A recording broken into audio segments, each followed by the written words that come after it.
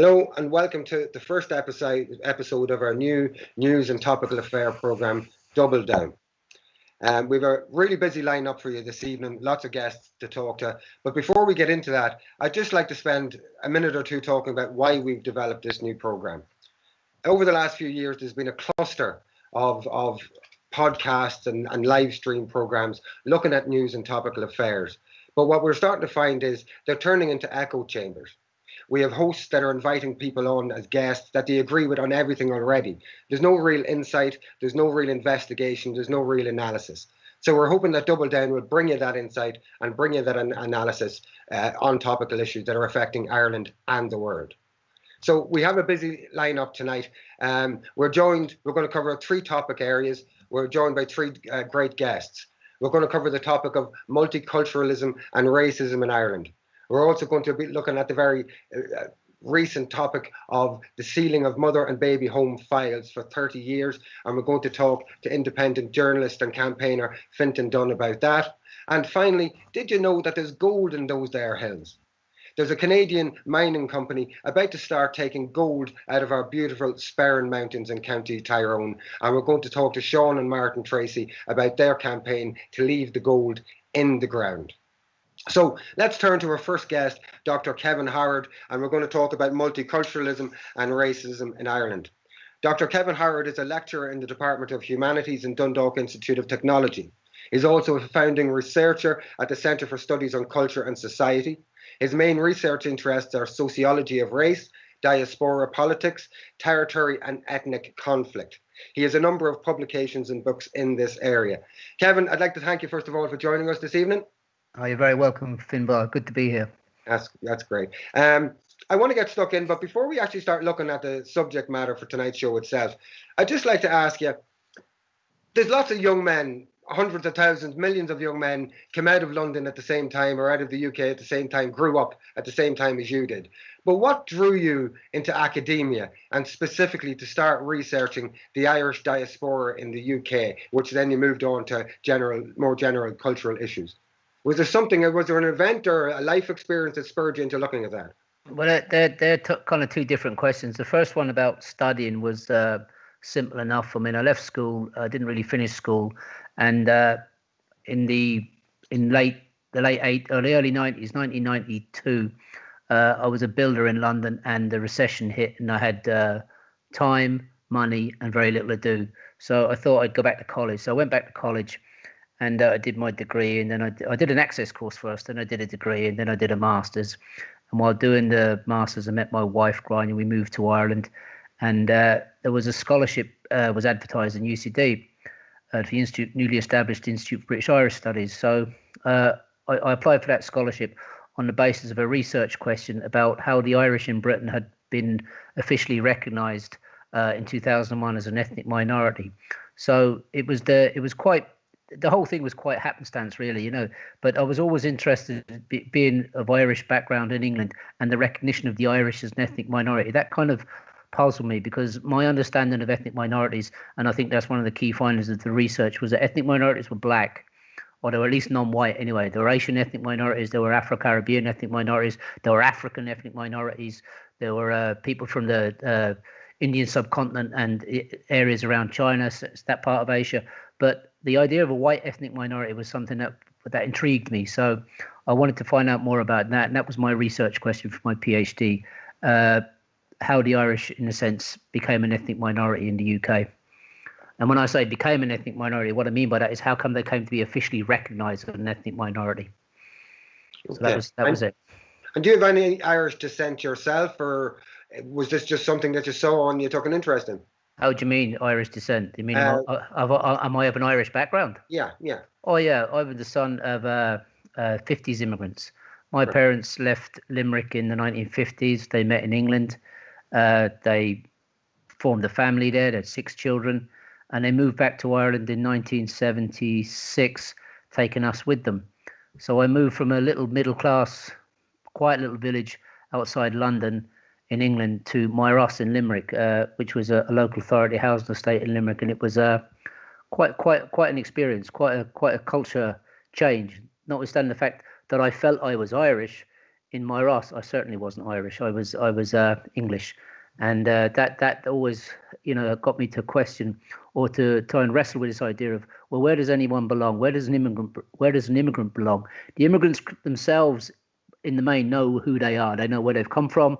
They know why they're in a certain place. But the second generation, and I know you want to talk later about the second generation in Ireland, second generation immigrants in Ireland, the weight of trying to form a positive identity, a group falls very much on the second generation, because they don't have any great memory of their ancestral homeland, and they're growing up in a place very often that doesn't regard them as native. So, that it's this whole question of the integration of the second generation interests me. Okay. And there's an element of personal experience in that as well, from change and things. Well, very much, because even with my own children, I mean, my children grew up in Dundalk, they passed, but their father is regarded as English, notwithstanding the fact that I would regard myself as Irish. But that's something for them that they wrestle with as well. Right. Okay. And just to let the audience know at this stage that we don't try to hoodwink any of our guests, so we do send them a list of general questions that we will elaborate on. Just moving into our second area, in terms of your key learnings from your study on the diaspora, is there anything in particular that you'd say was for you groundbreaking in terms of your research that changed the way you looked at things like ethnicity and culture and things like that? Well, a couple of things. The two main things. One, that we all have an ethnicity. I mean, the dominant groups in societies tend not to regard themselves as an ethnic group. Ethnic groups tends to be a label that's applied to minorities, but the dominant group is as much an ethnic group as the minority groups are. So they take their own identity for granted. It's always the minority, it's always the other who's perceived as the ethnic groups, as the ethnics, if you want. Even if you go down to Dunn's, I mean, you'll see this label, you see this aisle where it says ethnic foods. When you go into the aisle, and I mean, it's extraordinary. And what it means is a foreign food. But I mean, bacon, sponge, and cabbage is an ethnic food. I mean, there are restaurants in London that specialise, or certain pubs anyway, specialise in Irish ethnic cuisine, which would be, in this society, would be, well, not so much anymore now, but would have been the normal food. It would have been the standard. But in another context, it's ethnic minority food. In this society, it's ethnic majority food. You see the point? There's the majority has an ethnicity as much as the minorities have, but it's the minorities who are labelled with the term ethnic. And also the other thing that really came home to me was the over-determining power of skin colour. Most of the people I grew up with in England were of Irish origin, just like me. But because of the attitudes to the Irish at the time, my peers could escape. They could become English. And most of them did. They disappeared into Englishness because their accent was English, their skin colour was white. They disappeared. They assimilated very, very quickly. I had a business partner, the same age as me.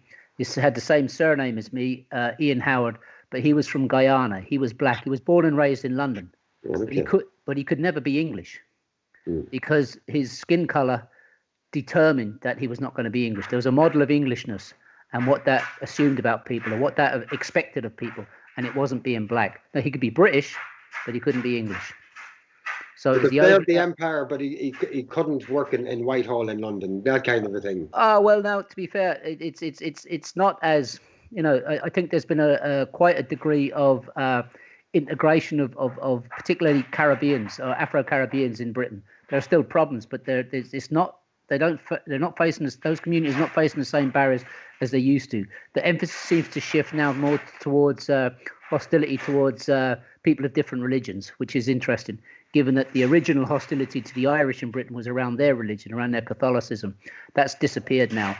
But Afro-Caribbeans are not so much discriminated against now. New people have taken their place, if you want, and it tends to be around religious difference, code for Islamophobia. Yeah, and we're going to come on to that subject in a little bit closer detail in a few minutes.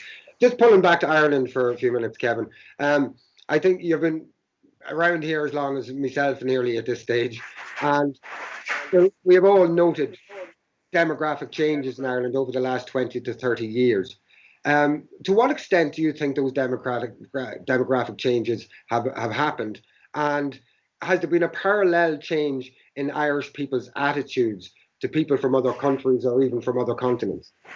Well, to me, you see, because of that thing I was telling you, that earlier experience of having lived in Ireland between 1977 and 1981, that I'm able to compare my current experience of being in Ireland with that earlier experience. So I was away for a 20-year gap in between time, and in that 20-year gap, Ireland transformed completely. I mean, when I came back, I mean, I loved Limerick when I lived there, but it was very ethnically homogenous. There was only one kind of people. It was the Swigs, the settled white Irish Catholics. That's all we had. That was it. It was, it was economically, it was very challenged. It was a very poor estate. There was no real work there. I left for that reason. But ethnically, there was only one group. I don't think I ever met anybody from a different ethnic background in Limerick at that time. Now, obviously, travellers are an ethnic minority, and there were travellers, but they weren't at that time considered an ethnic minority. They were disparaged even more than they are now.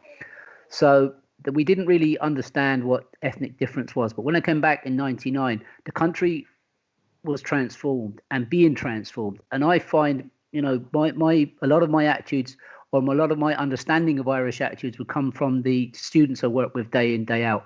And I find that most young people I deal with in the last 20 years are so amazingly tolerant and accepting and positive about diversity. Now, it's not just ethnic diversity. It's the diversity in relation to sexuality, different lifestyles, the acceptance of change and the acceptance of difference amongst Irish people, the young Irish people I work with, is really quite, to me anyway, encouraging and quite striking. There would appear to be a certain amount of pushback or resistance to that more liberal attitude that we're seeing in young people. I'm referring specifically to small but albeit growing clusters of groups in Ireland that appear to be nurturing racist and xenophobic attitudes today.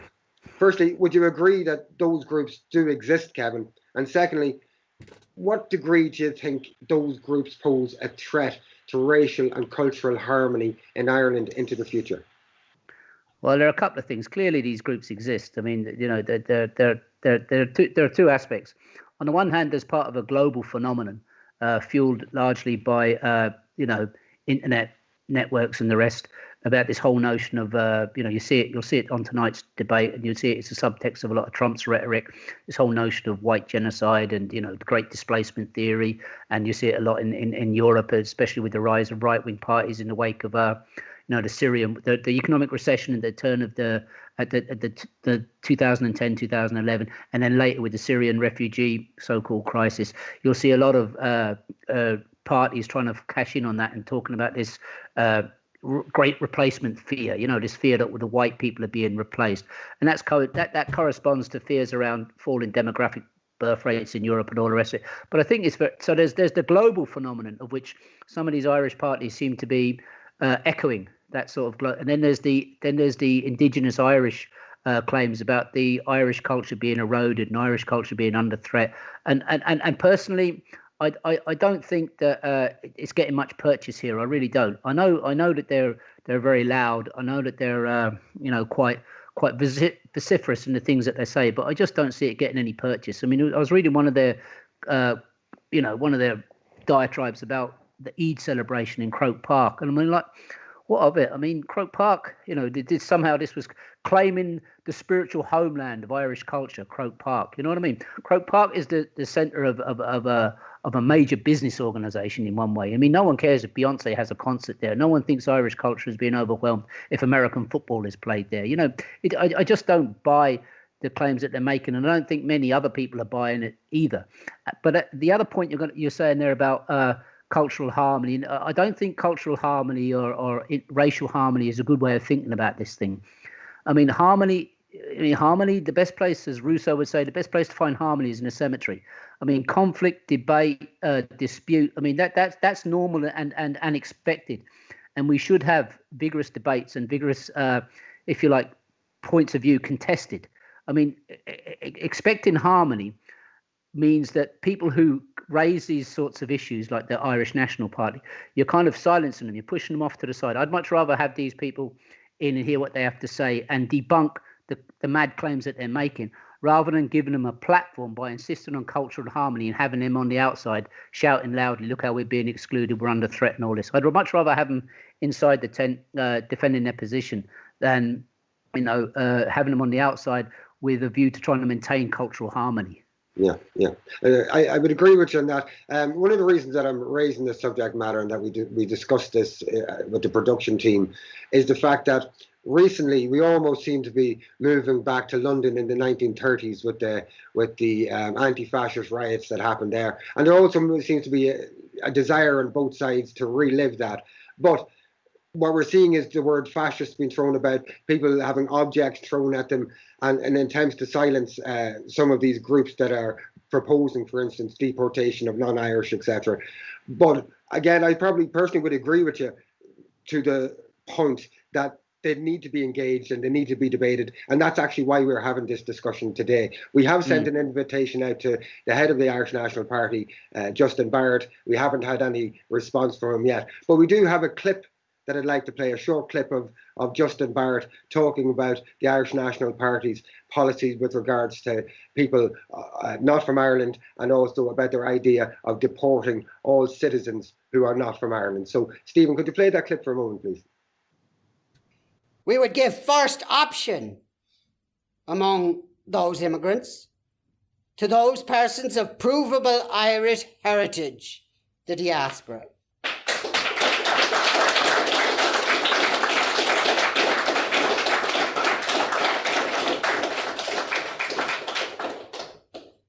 We would prioritise persons that are quicker and easier to assimilate. And yes, that means Europeans.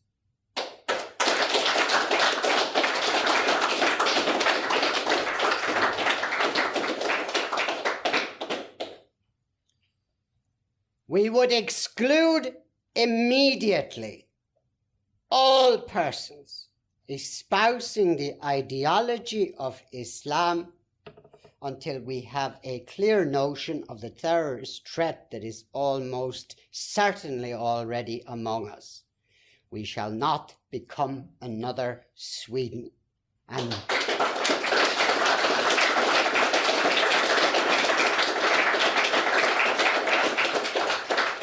yes, that is a Muslim ban. We would exclude all persons with an indictable criminal record and deport all foreigners who commit indictable crimes while in Ireland immediately after serving their sentence. We would end the exploitative asylum process, withdraw from all so-called international obligations, and to accept and process obviously fraudulent claims. And asylum, where granted and rarely granted, will not be a ticket to permanent residence. We will shred the citizenship papers thrown around like confetti at a bad wedding in recent years, in particular by the Minister Alan Shatter, and to hell with anyone who says we can't. This country is ours. It is ours. There you go. The Irish National Party. Kevin, do you have any comments that you'd like to make with regard to that? I find that quite shocking, to be honest with you. Frankly, I don't. I just find it quite silly, quite stupid. On the one hand, we're going to assimilate a couple of things. We want what he's arguing for is the more easily assimilable, and he's saying white Europeans.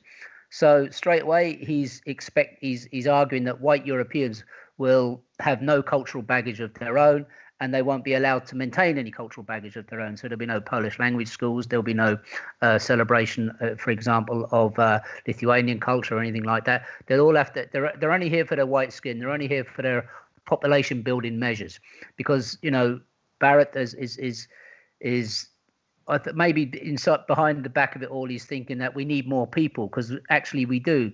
It always struck me in my studies of immigration, just the scale of the emigration from this country and how few people we actually have here. I mean, it's quite extraordinary that the 26 county area of the state has fewer people now than we had 180 years ago. You know, that's notwithstanding 100 years of independence and massive, very high birth rates, comparative birth rates. Anyway, we've had massive numbers of people born here, and we have fewer people now than we had 180 years ago. So this idea of a hermetically sealed, culturally homogenous, ourselves alone, pure little island, our people have already judged that. They've already voted on that with their feet. We tried all that before. We tried all that in the 30s and the 40s and the 50s, and our people left in their droves to such an extent that the end of the 1950s, the government was alarmed there'd be no one left. I mean, they published their own reports, The Vanishing Irish. We've already voted on all this idea of a hermetically sealed, culturally pure, not tainted by any outside forces. We tried that, and we voted on that with our feet. We left in our droves. So we don't want this idea of it just doesn't stand up to any kind of evidence. We don't want a hermetically sealed, a pure Irish culture. It doesn't even make any sense anyway. I mean, they're all talking in English. So we just don't want that kind of society. We want, as far as I can see, an open society where people are included on the basis, he's talking about citizenship. We have a relatively liberal citizenship regime by European standards, but it's not that easy to become a citizen in Ireland. It's much easier to become a citizen in Ireland if one is descended from an Irish citizen and one lives in America. You know, you've got Irish blood, so to speak. He's very clear that he'll accept those people. But if one is an asylum seeker, if one is outside the EU, it's very, very difficult to become a citizen in Ireland. It's not as easy. It's not thrown around like confetti, as he says. It just isn't.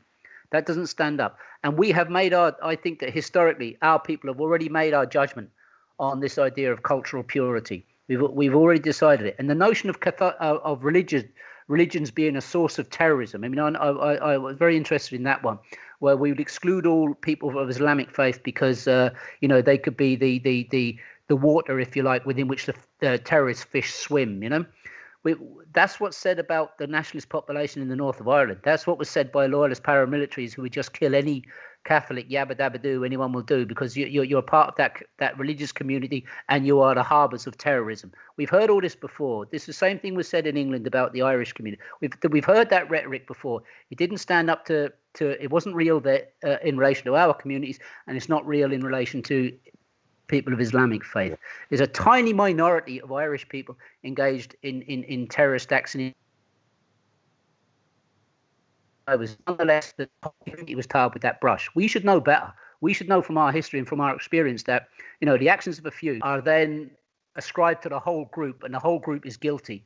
Paddy Hilliard wrote a famous book called Suspect Community about the Irish in Britain. It happened to me all the time. Every time you travelled, you were stopped and you were searched and you were interrogated purely because you were Irish. Now, I didn't mind it too much, but the same sort of, if you like, presentation is being made of the Islamic people. They're a suspect community. They're guilty before they've done anything. Yeah. And that's just, we didn't like it happening to us. We found it unfair, unjust, and irrational. And the same thing applies to people of Islamic faith. It's unfair, it's unjust, and it's irrational. Okay. I want to give you an opportunity, Kevin, for some of the most common rhetoric that we're hearing from these groups. We're getting low on time here at the moment, but I just want to hit you up with a few statements per se, or themes that emerge from these groups. And although they appear to be going nowhere, I'm concerned that with complacency and without engaging or debating groups like this, I would have a concern that they could develop into something more than what we would expect. Here's a statement for you. Asylum seekers and refugees receive first preference by group from the state in terms of welfare and housing. And this brings up the subject of negative and positive discrimination. I've heard this a lot myself. You hear it on the street. Is there any reality in it? I think there are elements of positive discrimination there. And would you have any comment on that? No, I think it's nonsensical, those claims. And one of my own researches was about the moral panic around East Europeans eating all the fish in Ireland's rivers and lakes. Okay, and apparently when East Europeans were coming into Ireland in the mid-noughties, people from Eastern Europe would eat fish that live in Irish waters that we wouldn't eat. We've been trying to get rid of them for years because we regard them as foreign fish. East Europeans came into the fish and they ate them. So I heard this rhetoric about the East European eating all the fish. And one guy said to me, he says, they eat them on the riverbank. They blend them up on the riverbank. I said, what do you mean they blend them up? What are we on about? He says, yeah, they blend. I says, what? They've like a solar powered blender or something. I said, where did they get the power for the blender on a riverbank? And you realise people just talking a load of old rubbish. They're just repeating these stock kind of cliches. These about people talking in Drogheda. The asylum seekers apparently come in from Mosney. They get a pram and they don't bother even putting it back on the bus because when they get back to Mosney, they'll get another one. It's just nonsense. Living in Mosney is an extremely, extremely stressful, difficult, deprived environment. There is nothing in any way that our direct provision system does that privileges asylum seekers. It just doesn't. I mean, Okay. anyone who knows anything about the reality of the direct provision system knows that it was set up precisely to deter other people coming to Ireland to claim asylum because it is so draconian.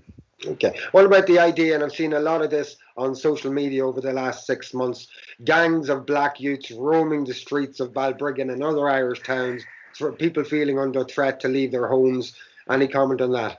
Well, I heard the same thing in London in the early 70s. Muggers, the term mugging was invented for young black men. These people were gone. I mean, mugging isn't even a legal offence, but I mean, it's this sort of moral panic around young men in particular. Stanley Cohen wrote his famous book on it, Young Moral Panic and Folk Devils. Young black men in our society are now being, if you like, cast in the role of folk devils. If these people are telling me that young men form gangs, well, big deal. They've been forming gangs since young men have existed. But the idea that these are on the rampage, I mean, it's all that emotive language. Young black men are becoming the folk devil of modern Ireland in the same way as so-called Islamic terrorists are the folk devil in other contexts. It's just another media moral panic around in response to social change. Gavin, we're way over our time for this interview. I'm really enjoying the chat. But on a final one, do you think there's enough work being done on the ground to ensure that groups like the groups we spoke about earlier, at least are challenged in a fashion that young people that might be getting engaged, because these groups are very prolific and they're getting more and more productive? Well, I know they're been done on the ground. I know they're very loud, and the squeaky nut gets the oil. And I know they're very loud, but quite what kind of participation levels they have, I don't know. I mean, I would be kind of go back to my own students, and I see very few who would openly. Well, maybe I'm being naive, but I'd see very few who would question or support these groups who talk about the need to deport the foreigners and all the rest of it. I mean, I just don't see that. I just don't. Maybe I'm being complacent. Maybe what you warned at the beginning, I'm guilty of. I'm being complacent. Maybe my sanguine attitude is a result of my age and the fact that I've lived in a city in London where there were a lot of ethnic conflicts, and they resolved themselves. They worked out. America. My brother lives in San Francisco. I have another one in Germany. I have another one in London. These are cities. These are multicultural cities, and they are not harmonious places, nor should they be. They are places of vigorous debate and vigorous challenge and vigorous, conflict. But conflict done in a civic framework is entirely acceptable and what we need. Okay. Kevin, I'm going to leave you because we're way over our time here. I really enjoyed the chat. I'd like to have you back again. Stay online if you want and have a listen to the other guests. But I'm going to have to move on to the next subject. Thank you, Finbar. Goodbye to everybody. Thanks for joining us, Kevin. Thank you.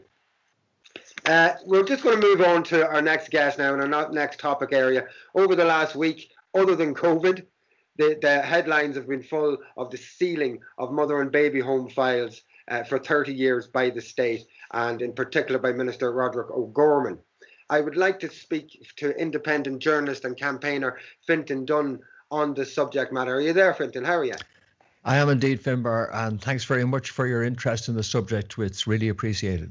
Yeah, and the first time I got interested in this subject, and I think it's really important that we do mention her, was with your partner, Kathy. Mm-hmm. Kathy and I developed an online relationship just talking about activism and that for quite a long time, and I got to know you through that. And unfortunately, Kathy passed away. Is it a couple of years ago now, Fintan? Yes, in May of 2018. Yeah, and she's sadly missed. But you are carrying on her mantle, and I just thought it was important to mention her since the kind of three of us are here together tonight in a way. Fintan, Exactly. what the hell is going on with this mother and baby files business? Sealing of files for 30 years. Can you give us a little bit of background to that? Okay, well, let's get into the politics, the news politics of today. It's predictable that they would do this because they've always indicated through the delays in the Commission of Investigation that they weren't serious about looking into these issues. We're 6 years on, after all, from when the Tuam scandal first broke. And that has been what Catherine Connolly described in the Dáil today as ongoing abuse of the community affected by mother and baby homes, because the wounds are open, Finbar, and that means that these people are going through continuing trauma because of the fact that we haven't got closure on this, and they need that closure. So today's action was very predictable, and Roderick O'Gorman steeled himself, and he faced down the criticism that was coming left, right, and centre that was saying that he had sold out, that he was now effectively acting at the behest of the civil servants in the department who want this stuff locked away because they don't want the evidence around. And, they've denied basic rights of memorialization and archiving of this information in a proper manner. All of this should have been done. We should have had all of this in place, and instead of which the government announced a rushed procedure to lock away. It's not all the files, it's a portion of the mother and baby home files. The and real is there a secret, particular type of file that they're locking away, Fintan? it's the databases, the database which was used by the Commission of Investigation to coordinate its work, so to speak, which would be of inestimable benefit for any investigation of this issue or any historical examination, or even for the survivors themselves as resources into their own heritage, their own background, in the case of adopted individuals, etc. But the secret as to why this is being done is that they want to hand the files to TUSLA. TUSLA, many people and many speakers in the Dáil today described as a discredited organisation in terms of its handling of this issue and other issues, including Maurice McCabe. And we've heard parliamentary investigation inquiries be very critical of TUSLA, yet the department is determined to hand the files to them. I'll just quote David Norris, who was outraged some years ago in the Seanad when he heard of it. He said, "What on earth are we doing handing the files to the very organisations which were engaged in taking these children in the first place?" TUSLA being, if you like, the inheritors of that social work infrastructure of the state, which took these infants. So it's an attempt to get TUSLA in charge of the files. And this is terrible because it's making the survivors jump through hoops again in order to get their files. And the department wants its finger on the files so that it can, go ahead. And we have, on the one hand, and this is where it can be confusing for people who are just looking at general media reporting on this. On the one hand, we have campaigners who are saying that this bill that I believe has passed through the Dáil, it's gone through the Seanad at this stage, that this bill will in effect deny them access to their information. When I say them, I mean victims and families of the victims. But on the other side, if you listen to Roderick O'Gorman on RT News yesterday and today, it would sound like, no. All victims and families will still have access to files that TUSLA hold, and the rest will be archived. Where's the truth in this? The truth is that the government is very good at creating a false dichotomy, at presenting itself as having to try and balance competing interests, Finbar, don't you know, and just trying to act in the best general interest of all with these competing interests. The most famous example of that was they were saying that, open access to files could really interfere with the rights of mothers who were told they'd never be contacted, who were guaranteed anonymity when they gave up their children. And after all, we have to respect that, don't we? Of course, that's a complete fiction, because 99% of these children were taken forcibly, and the women, rather than being guaranteed anonymity, were threatened to just go away and never inquire after their offspring again. So it's a false dichotomy presented, and the reality is denial of the human rights of access to your own information. That's what we really should be doing. That's what we're signed up to internationally in human rights agreements. We're not doing it. So it's gone through the Dáil, gone through the Shannon, and it would appear from news reports today that haven't gone through those two processes, and I'm told that it was sped through the Dáil as quickly as possible through the Houses of the Oireachtas. What can campaigners do now? If it's gone that far, it just needs a signature from the President. What can campaigners at this stage do to try and reopen them files? Well, all of that really, it was an awful lot of attention on a small subset of the overall files. And that's what the department would say if you asked them too. And that's true. The preponderance of these files and other files which were the subject matter of previous state investigations all needs reform. And in the future, I'm confident they will be reformed. This is a stopgap measure. It's a smash and grab raid by the department to try and gain control of these files. But in the long term, it's not sustainable. After all, in the next 7 to 10 days, the Commission of Investigation report, 6 years in the waiting, has to be handed over before the 30th of this month to the Minister. And he will have to publish it hopefully soon thereafter. This will be the evidence in many ways that we need to prove what's been going on. And that investigation was a delaying tactic of 6 years. Finbar, did we need an investigation to tell us that there had been mother and baby homes, to tell us what had gone on in them, to tell us the coercion that was involved, to tell us the destruction of lives that was involved, to tell us the anguish and separation that has gone down the years and the ongoing hurt and pain in so many? Everyone knows this. And so the government saying, oh, I tell you what, we'll have a commission to look into it, was a delaying tactic to delay all this for 6 years. So really that 6-year delay is over. It's game on again. We're back in business. We want that report out quickly. And the other thing we want is something that Cathy McMahon, who worked, as you say, with so many survivors, she had an online relationship with you, and she was so good online, which is a great way of contacting survivors who may find any other contact too intimidating. But as part of her work, she also researched, and one day she turned to me and asked me, was it genocide what they did to us? I thought about it for a second. I went and looked, and believe it or not, Finbar, in the Genocide Act, which is the International Criminal Court Act 2006, it specifically mentions taking and forcibly transferring children from the target group of the genocide to others is one of the signatures of genocide. So we wrote to the Attorney General back in 2017, charging the Attorney General with genocide. And we will be again doing that, and we'll be hoping that many of those in the Dáil and in the Shannon will raise the issue of allowing the Attorney General, allowing the Director of Public Prosecutions to look at this and see if in fact this was a breach of genocide law. That's important because if it is, there's no statute of limitations. Those who committed these crimes or incited them will be capable of being tried. And we'd be able to seize the assets of those who committed genocide in order to compensate the victims. Bear in mind now that all the victims, 6 years on, there still hasn't been a penny spent, despite tens of millions being spent on the inquiry itself. No victim has yet gotten compensation. Cathy McMahon, Joan McDermott, and others have died, and they continue to die without justice. And that has to end, Finbar. We've got to get justice now. I would agree with you, and I'd like to see the outcome of this being that the files are not sealed, but unfortunately I have my doubts that at least for a temporary measure that they are going to be sealed until some new legislation can be brought in to undo the other legislation.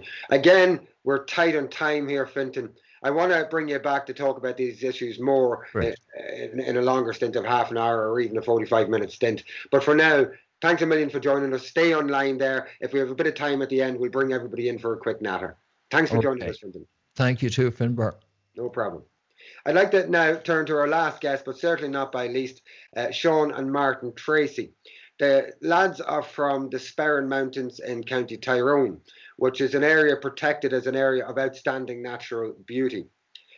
over the last few years, there has been exploration and the development of gold mines in the Sperrin Mountains. So as far as I understand it, the Sperrin Mountains is the tip of a 450-mile long stretch of gold ore stretching from our northern province into Scotland, in fact.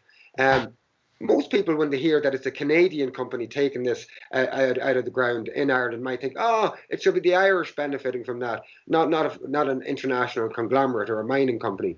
But we're joined by the two lads, Sean and Martin, tonight, who are part of a much bigger campaign. And they're not arguing about who should own the gold. They're arguing that the gold should stay in the ground. Thanks for joining us tonight, lads. Finbar. Thank you, Finbar. I know you've been campaigning for quite a while. Up to £4 billion, English sterling pounds, maybe more, worth of gold in and around at your feet. Galradian are saying that there could be 350 full-time jobs with double the average pay. What could you lose, lads? I suppose, in real terms, Finbar, it's like anything else. Pen and paper refuse no lies. So, you know, these guys have done a feasibility study where they said that it was only feasible for them to do this mine with the use of cyanide. They've now said that they're actually removing cyanide from the process, but they haven't done another feasibility study. We were at the initial consultation in 2016, and that time there wasn't even 150 jobs that we're talking about. Now it's 350, and even as far afield as possibly 1,000. You know, these guys are like anything else. It's like somebody trying to sell a house. They're going to put the best possible spin on it to justify what they're doing, especially what they're doing to our community at the minute. Like. Okay. And what's your fears and your worries about the development of this mine? I saw an image, a lovely image. They say that, you know, it's going to be underground mining. The only entry looks like an entry to something like Newgrange. It's a beautiful little image of this little small hole that all the trucks and all the machines will be going into. So I've seen that image, but I've also seen images of their exploration sites that looks like square kilometers of mud fields that they've dug up already. So there seems to be two stories about the type of damage that's going to be done here. What are your core concerns in terms of your community and your family and your environment? I think, Finbar, our core concerns is anybody that's done any research into this, gold mining in general, hard rock mining, we're not trying to reinvent the wheel here. Look at it around the world, the devastation, the environmental, the health damage. What these guys, when they're painting these pretty pictures and these lovely images, what they don't tell you is that I'm sure nobody will find an image that shows that this actual processing plant will be 1,200 meters from the village and primary school. They propose to stack anything up to 8 million tons of waste rock and tailings, which contains a plethora of heavy metals and different things that will be released into the air, into the water. And as I say, 1,200 meters from a primary school in a village. It actually sits in the middle of two major contributory rivers, the Owen Killew and the Owen Ray. These both actually feed in. These are both extraction waters that feeds over 40,000 people as far as drinking water is concerned. So the slightest mistake, and as they say, to err is human. So the slightest mistake will have astronomically detrimental health effects on countless amounts of people. So you guys have got together and you've started a campaign to try to highlight this. Let's get to the point, to try to stop the mine from going ahead. We saw years ago a significant campaign with the Shell to Sea campaign, which was not actually asking them to stop taking oil out of the ground, but wanted them to move the apparatus for doing so offshore. But we also saw the power of the conglomerate and the state against small communities that were trying to campaign against this. What kind of experiences have you had facing down this David and Goliath situation, where you're facing down an international mining conglomerate? How have you as a community stood up? Is everybody in the community in agreement? What's your experience of this been? Well, I think, Finbar, you've seen the Shell to Sea and the process of it down there with the state involvement. You know, we're at the minute receiving exactly the same treatment. You don't see it. Give us a little bit of detail on that, if you don't mind. Well, you have corporate policing at the moment, where, you know, the PSNI are actually manufacturing charges to get people arrested. Like, you know, the whole thing about this is whenever the community And you can understand the position of the community, because this community has been very weary of police and all the rest this last 30, 35, 40 years. Now all of a sudden they come in and they say they're impartial and all the rest. On the ground, that's not the case. You know, recently there was one of the protesters was actually, you know, he was struck while out shopping. He was struck a number of times by a supporter of the mining company. The police more or less said that they were happy probably to maybe accept an apology on his behalf from the person. You know, Shell to see, we can see that happening up here. We can see it on a larger scale, because at the end of the day, these guys, there's 4% of what comes out of the ground here goes to the Crown Estate, and the rest of it goes to investors. You know, there's no tax or levy on gold or silver bearing ore, and because we're still in the UK, that covers up here in the north. And you know, there's nothing goes back into communities. They talk about jobs, like at the very start, they told us themselves that these are very specialist jobs. Even the equipment suppliers was going to send their own guys from Canada or wherever they manufacture them to actually look after, you know, the generators and such like. So these guys at the beginning were happy enough to tell this story that they thought the local yokels would buy into. But thankfully, the local yokels have done their homework and realised that this is what happens all around the world. Third world countries are actually kicking these guys out in their Todd because of human rights abuses and everything else. And for some strange reason, you know, we think it's a-okay to bring them into our community. Like, at the end of the day, there's a reason why Honduras and other countries in Venezuela are actually banning gold mining in the terms that these guys does it. It's because all the illegality and everything else that goes hand in glove with these mining companies. Now, you said 4 billion. Well, you know yourself, and the times is in it, somebody would do a hell of a lot of damage to a member of this community for a lot less if they thought the mining company would pay them for it.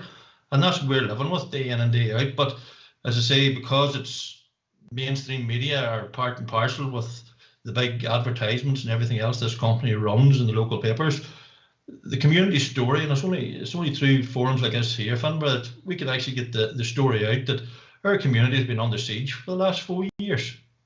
And do you feel you and your family are in some way threatened?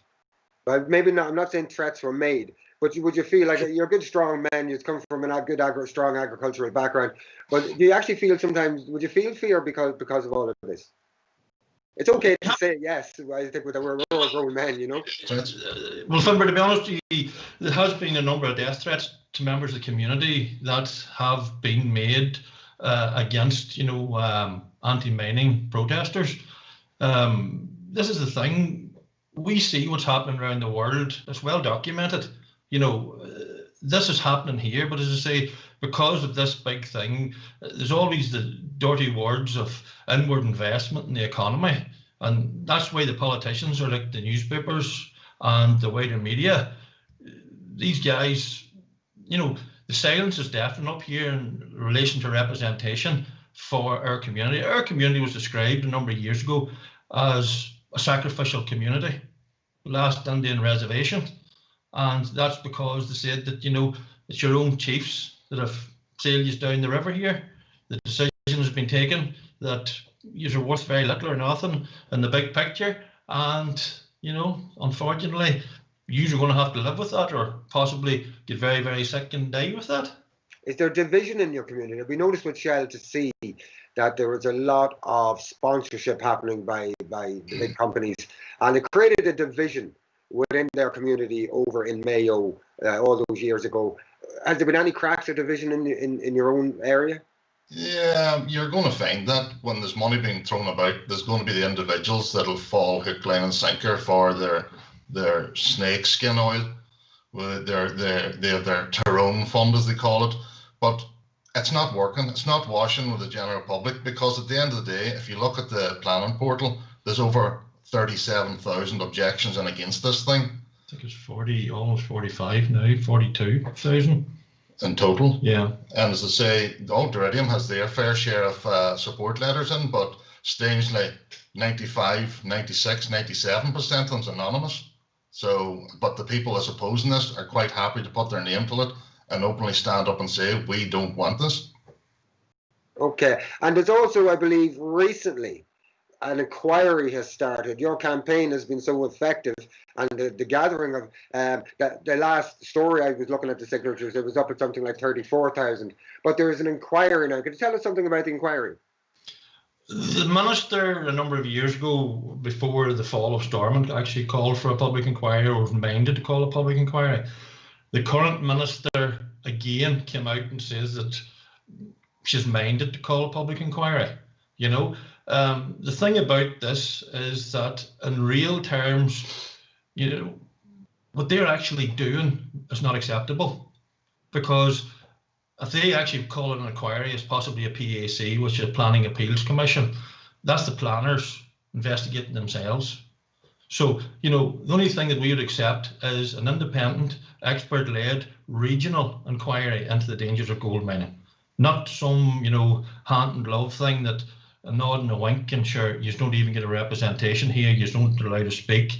And that's the sad thing about it, is it's not acceptable. You know, it's well documented, and there was a report recently done by a specialist that's actually based, or an expert in the States, and he says there's an imminent chance of loss of life if this project goes ahead. And, you know, why is our own governments not actually looking at that? Why have they not been doing baseline studies of the health and well-being of this community these last 5 years, rather than turning around now and saying, we'll take a wee look at it, but sure, economy, inward investment, jobs, you know, it doesn't add up. Like, how much is one life worth? You know, I've yet to see a politician put their hands up and give us a quote for that. Like, yeah. I was watching an Al Jazeera program that was covering this topic, specifically in the Sperrin Mountains and the gold mining. It was maybe came out a year ago, maybe 6 months ago, and there was a gold expert on that, and he made a statement to the effect that your campaign is not willing to give an inch, that you're not willing to negotiate or budge, that you, bottom line, no gold mining in the Sperrin Mountains, full stop, irrespective of what proposals they make about the method in which they extract. Is he correct in that is your position? No gold mining in the Sperrin Mountains, full stop? I think he is. Fintan, my position, honestly, is that, you know, the only people that haven't been consulted or discussed with what has happened here is the community. And the sad thing about it is we have been at the brunt, as I say, of intimidation, of corporate policing, of, you know, it's like somebody coming in and saying, right, there's a big pharma company coming in and they're going to manufacture tablets beside you, but we'll get a tax off the tablet. The only thing is, where they're building a factory, the people that live around it has to be the guinea pigs for them trying out all their new medication. It may work, it may not. There could be horrible consequences. There could be death. But sure, hey, look, as long as somebody's getting money out of it, this NIMBYism or whatever, it doesn't stack up. This is not NIMBYism. You know, this is a genuine fear for the lives of our community. And what a lot of people doesn't take into consideration is it's the big catchword now, you know, suicide awareness, mental health. That's nothing that this community has ever been talked to about, has ever been, you know, there's men goes to bed at night thinking about this. They get up in the morning thinking about this. The knock-on effect is that their wife and children, again, are living through this because they know what's going on. It's like an alcoholism. They know the side effects. But it's okay as long as somebody gets a few pound out of it. Yeah. I honestly don't think it is fun, but to be honest with you. If people wanted to find out more about your campaign or even possibly get involved, how would they go about doing that? Because I know that there are people who are almost permanently camped up there now in protest, and they're not just from your community. As far as I understand, there's people from other countries, there's people from as far away as Cork, etc. How would people get involved in something like this? Well, you're right there. It's absolutely amazing the support that we've received from outside this community. It's phenomenal, and it's heartwarming to see the amount of people that have come forward. But if anybody else wanted to find out any more about it, there's a number of Facebook sites. There's Greencastle People's Office, there's Save Our Sperrins, there's Cameo. People from OMA set that up to help us fight this campaign as well. There's numerous sites, but if you go to any one of those, they'll lead on into the others. Okay, well, lads, we're getting close on time again. There's plenty more to talk about. I would like you to come back and update us maybe in a month or two as the campaign builds up. For now, thanks a million for coming on tonight. I know it's a bit late and things like that, but I really appreciate you having a chat with us. Thank you, Finbar. Thanks very much, Finbar. Thanks, guys. Night. Okay, that's nearly all the show for tonight. Just want to mention a few things. Next week's show, we're going to be looking at the subject matter of independent or dissident republicanism, and particularly in our northern province. We're going to be talking to people who are not necessarily in support of the Good Friday Agreement, but two of them will be elected councillors from our northern province, but would not necessarily be in favour of a violent campaign to achieve their goals. And we're going to look around recent campaign in that area that's looking at one Ireland, one vote to move towards a united Ireland. So we're going to be asking these guys the tough questions in relation to if we were to have a united Ireland tomorrow, what would it look like, and how would we deal with a lot, and I mean a lot of challenges that would come our way as a result. Just before we go, looking at a few topical things that have happened over the last couple of days. Rudy Giuliani. My goodness, Rudy, what are you doing? Apparently, here he is here in a hotel room with his hands down at the front of his pants and what he believes is a 15-year-old girl. Rudy Giuliani has been stung by Borat, and what a sting. But Giuliani says, no, it wasn't him. I'm going to start calling him Annie Giuliani from now on. But he says it wasn't him. He was not filmed in a hotel room with his hands down the front of his trousers with a young blonde girl. It wasn't his trousers, he tells us. He had to borrow them. He dropped coffee on himself earlier when he was fumbling around with a nun. So that's okay, Rudy. We'll let you away with that. Again, another problem. Leo Varadkar had, what would you call it?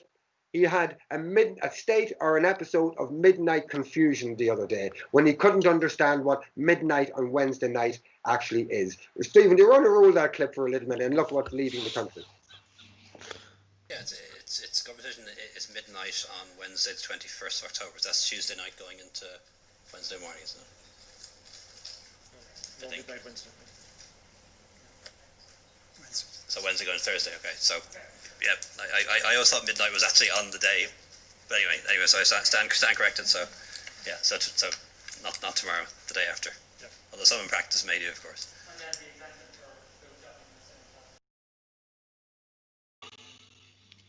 I always thought that midnight. I always had this confusion. In 40 years, did you not think of figuring that one out, Leo, yet? If it's always occurring to you. But don't be worrying, people. If Leo says that the cheque is in the post on the 1st of January, you're guaranteed to have it in your hand by autumn. Folks, it's been a great show. We've had great guests. Join us next week, Thursday at 10 p.m. Thanks for your time and thanks for your ears.